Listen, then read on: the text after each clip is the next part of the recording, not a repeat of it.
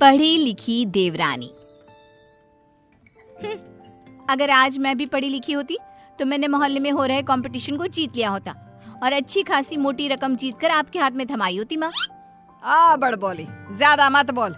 जितना तेरा कद है ना उससे भी 50% कम बोला कर। इस घर में ही क्या, हमारे खानदान में किसी भी औरत को पढ़ने की इजाजत नहीं है।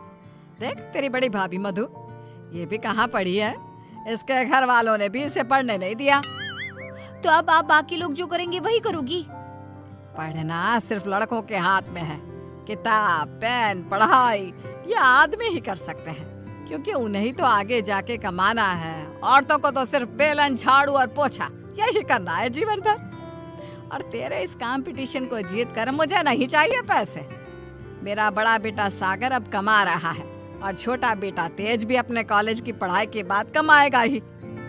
तारिणी, तू तो बस अपनी बड़ी भाभी से खाना बनाना और घर के बाकी काम करना सीख ले। सच में आप सबकी सोच ना जमीन में धसी हुई रहेगी लाइफ टाइम। न जाने क्यों मैं इस घर में पैदा हुई। ऐसा नहीं बोलती तारिणी। तारिणी रोकर अपने कमरे में चली जाती है। पाठक परिवार में आज तक किसी भी लड़की ने पढ़ाई नहीं की और सिर्फ लड़कों को ही इजाजत दी जाती है, लड़कियों को नहीं। बिंदु के 2 बेटे होते हैं। बड़ा बेटा सागर जो एक अच्छी नौकरी करता है और उसकी बीवी मधु है, और छोटा बेटा तेज जो अभी कॉलेज में अपने लास्ट ईयर की पढ़ाई पूरी कर रहा होता है। बिंदु और यशराज ने कभी अपनी बेटी तारिणी को पढ़ने नहीं दिया, जिसकी शिकायत वो आज तक करती है। तेज को अपने कॉलेज में प्रीति नाम की एक लड़की से प्यार हो जाता है। प्रीति, वो दरअसल मुझे ये बात तुमसे बहुत समय से कहनी है। कल इकोनॉमिक्स के क्लास के बाद मैं तुम्हारे लिए रुका भी था, लेकिन तुम चली गई। बोलो ना तेज, क्या हुआ, क्या कहना है तुम्हें? प्रीति, अब मुझे तुमसे प्यार हो गया है। क्या तुम मुझसे शादी करोगी?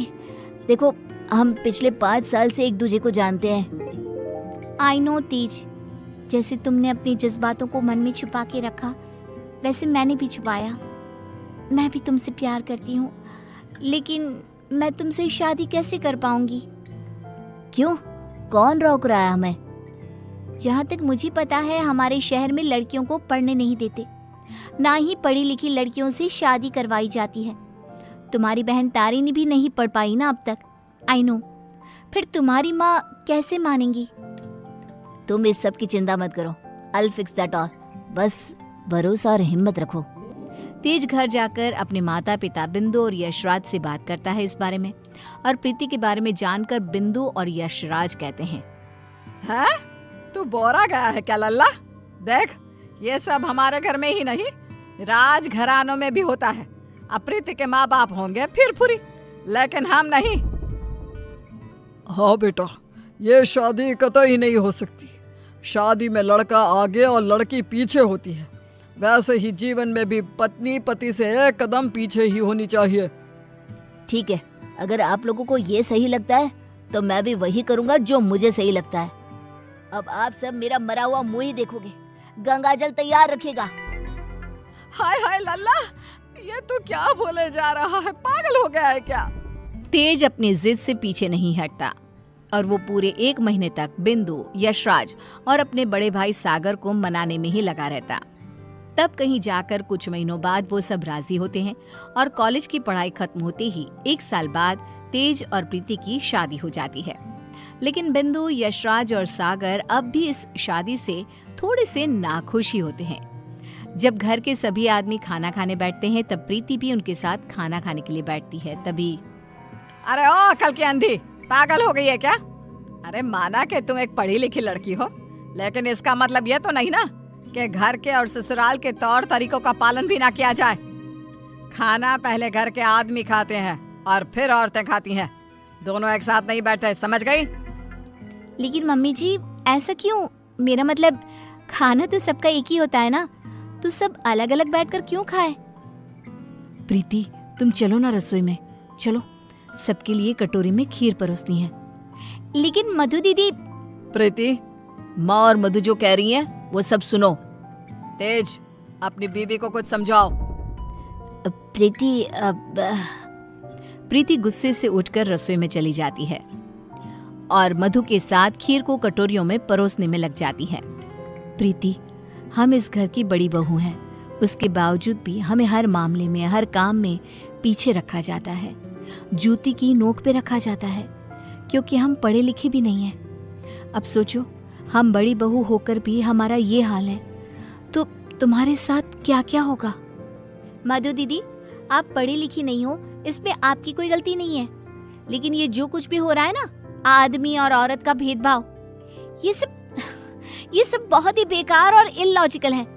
आज दुनिया कहां से कहां पहुंच गई है। आज के जमाने में औरत आदमी के साथ कदम से कदम मिलाकर चलती हैं। खैर, अब हम और कर भी क्या सकते हैं, लेकिन हम अपने आप को बहुत भाग्यशाली मानते हैं। क्यों मधु दीदी? क्योंकि हमारी एक पढ़ी लिखी देवरानी जो है। हाँ, आपको पता है मधु दीदी, आप ना बहुत क्यूट हो, आपको किसी की नजर ना लगे। जब सभी हॉल में एकत्रित होते हैं, तभी बिना घूंघट ओढ़े प्रीति को देखकर, प्रीति बहू, अब क्या तुम्हारे लिए दीवार पर बड़े अक्षरों में इस घर के तौर तरीके लिखवा दिए जाए हैं? अब क्या किया मैंने? आप हमेशा राशन पानी लेकर क्यों चढ़ जाती हो मुझ पर mummy ji? I just don't understand. Preeti बहू, आज तुम बगैर घूंघट के दिख गई हो। आइंदा से अगर ऐसा बिना घूंघट के दिखी ना, तो मुझसे बुरा कोई नहीं होगा। मधु बहू को देखो, सोते समय भी घूंघट ओढ़े ही सोती है, नींद में भी ये हमारे आदेशों का पालन करती है। और हाँ, एक और बात कान खोल कर सुन लो, आइंदा से बड़ों से और अपने इर्द गिर्द के आदमियों से इतनी बदतमीजी से बात नहीं करना, और इस घर की 4 दीवारों में सिर्फ और सिर्फ सरल हिंदी भाषा का ही प्रयोग होगा। अंग्रेजी भाषा नहीं गूंजनी चाहिए। तेज, अपनी धर्म पत्नी को समझा कर रख। प्रीति निराश हो जाती है और अपने कमरे में चली जाती है। रात में वो तेज से कहती है, तेज, ये सब क्या हो रहा है? तुम्हारे घर वाले इतने पागल कैसे हो सकते हैं? अगर मुझे ये अंदर की बातें पता होती ना, तो मैं कभी तुमसे शादी नहीं करती। I married you just because तुमने कहा कि तुम्हारे घर वालों को मुझसे कोई ऑब्जेक्शन नहीं है। हाँ, तो वही हुआ ना, वो कुछ बोले क्या तुम्हारी पढ़ाई लिखाई पर? अब बाकी कुछ रूल्स रेगुलेशंस है घर की लड़कियों और बहुओं के लिए, अब उन्हें तो फॉलो करना ही होगा ना। आई नो वो थोड़े बहुत गलत है, लेकिन अब हम और कर भी क्या सकते हैं। एक दिन जब यशराज दूध वाले का हिसाब कर रहा होता है, तभी ये 3 हफ्ते जुलाई महीने के और 2 हफ्ते अगस्त के, तो कुल मिलाकर पूरे हुए। अरे बिंदु, जरा हमारे ड्रॉअर में से कैलकुलेटर तो लेकर आना। जी अभी लाती हूँ। बिंदु कैलकुलेटर लाती है और तभी प्रीति भी वहाँ आती है और यशराज को हिसाब करते देखती है। ओफो, ये कैलकुलेटर चल क्यों नहीं रहा? अब मैं हिसाब कैसे करूँगा? 5 हफ्तों का हिसाब मिलाया जाए तो बनते हैं 680 रुपए, क्योंकि हमने 3 रविवार और 4 मंगलवार को दूध नहीं लिया था रघु भैया से, तो उस हिसाब से यही हिसाब बनता है। मैंने अपने माइंड में ही 1 मिनट में कैलकुलेट कर दिया है। प्रीति बहू, तुझे 1000 बार कहा है ना, रसोई में ही रहा कर। अरे आदमियों के काम में क्यों हर बार अपनी टांग अड़ाने आ जाती है? आइंदा से ये हिसाब किताब वाले काम में तू बिल्कुल भी ध्यान नहीं देगी। चल दफा हो यहाँ से अब।